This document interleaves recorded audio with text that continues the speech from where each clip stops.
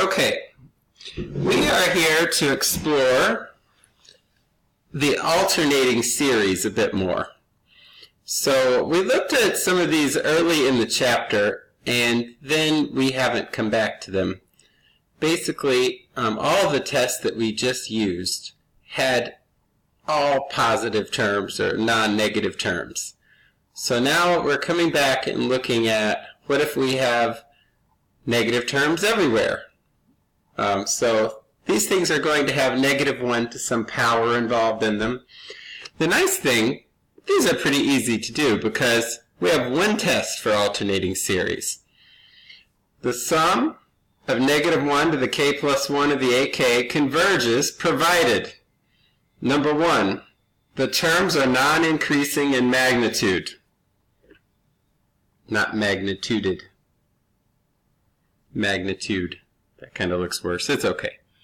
So basically, once you go out far enough, like the first couple terms might be different, but once you go out far enough, each successive term is smaller than the one before it. So kind of near the end of the sequence or series, this is what's happening, right? Each ak plus 1 is not bigger than the ak before it. So that's pretty straightforward. And secondly, the limit as k goes to infinity of the ak's has to be 0. If that happens and you have an alternating series, then you have convergence. Okay. So let's look at the sum k equals 1 to infinity of -1 to the k plus 1 over k. We just need to look at our two conditions. The terms are non-increasing in magnitude. So 1, 1/2, 1/3, 1/4, 1/5, those terms are getting smaller, so they're definitely not increasing. And 2, the limit as k goes to infinity of the ak's has to go to 0. Well, that limit definitely goes to 0, so this series converges. In fact, this is the alternating version of the harmonic series. If you remember the series, the sum of the 1 over k's is k equals 1 to infinity. And we proved the other day that that diverges. So we have an example now where the alternating series converges where the regular series diverged. So that's an interesting thing. Okay, let's look at another one. Here we have sum k equals 1 to infinity of -1 to the k over the square root of k. Again, if you just look at some terms and think about, are these terms non-increasing? They definitely are, right? The ak's, we don't really care about the negative values. 1 over root 2, 1 over root 3, 1 over root 4, 1 over root 5, 1 over root 6. These are getting smaller and smaller and smaller. And are they going to 0? Yes, they are. This converges. Done. Okay.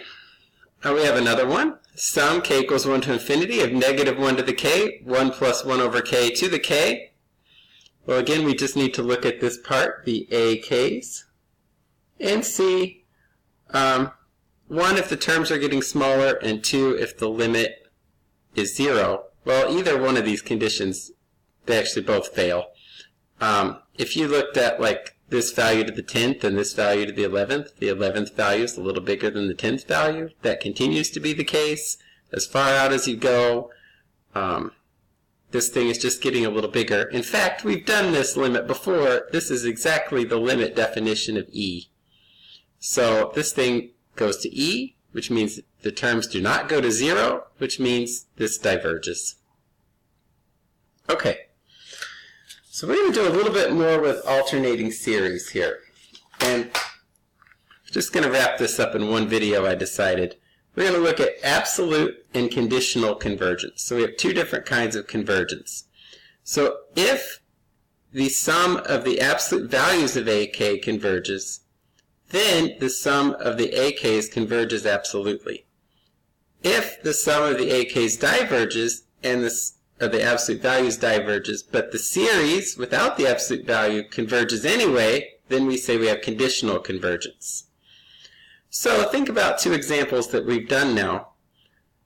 The series negative 1 to the k plus 1 over k squared has absolute convergence. This is an absolutely convergent series because 1 over k squared converges because it's a p series with a 2, right, which is greater than 1. We know that converges, which means that this converges, and it converges absolutely.